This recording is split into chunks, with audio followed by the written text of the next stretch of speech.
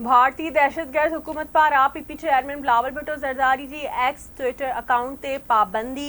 सिंध जे senior वज़ीर शर्जील मेमण पारा सख्त लफ़्ज़नि में मुज़म्मत। बिलावल भुट्टो ज़रदारी जो एक्स अकाउंट ब्लॉक करे बुज़दिली जो नओं मिसाल कायम कयो वियो आहे। सीनियर वज़ीर जो चवणु आहे त पीपी चेयरमैन कश्मीरी अवाम जो आवाज़, जमहूरी क़दरनि जो नुमाइंदो ऐं ख़िते में अमन जो अलमबरदार आहे।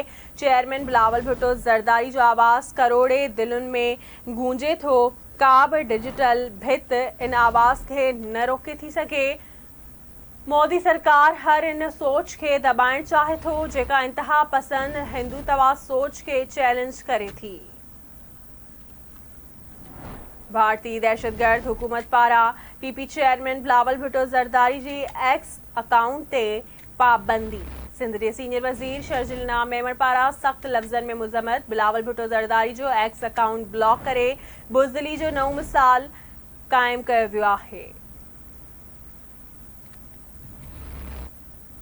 पीपी चेयरमैन कश्मीरी अवाम जो आवाज़, जमहूरी क़दरनि जो नुमाइंदो ऐं ख़िते में अमन जो अलमबरदार आहे।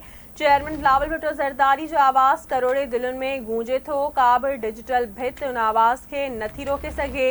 मोदी सरकार हर उन सोच खे दबाइण चाहे थो जेका इंतहा पसंद हिंदुत्व सोच खे चैलेंज करे थी।